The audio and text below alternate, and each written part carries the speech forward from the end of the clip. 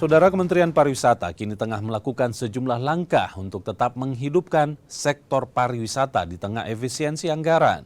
Sejumlah strategi atau langkah pun siap diambil agar sektor pariwisata tetap tumbuh. Kementerian Pariwisata sejauh ini telah bertemu dengan sejumlah pihak termasuk PHRI untuk membahas peningkatan sektor pariwisata di tengah efisiensi anggaran. Salah satu langkah yang akan ditempuh adalah dengan terus mendorong sektor wisata agar tak terlalu bergantung dengan dana dari pemerintah. Selain itu, memperkuat pasar wisata seperti ekowisata, desa wisata, hingga wisata bebas sampah.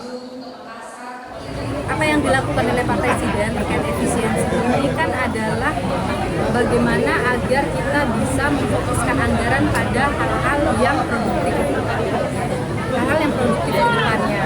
Sehingga sekarang wajar ya sebagai Presiden itu tentu harus melihat, evaluasi, meninjau kembali anggaran selama ini penggunaannya apakah sudah betul-betul tepat sasaran, efektif kepada masyarakat.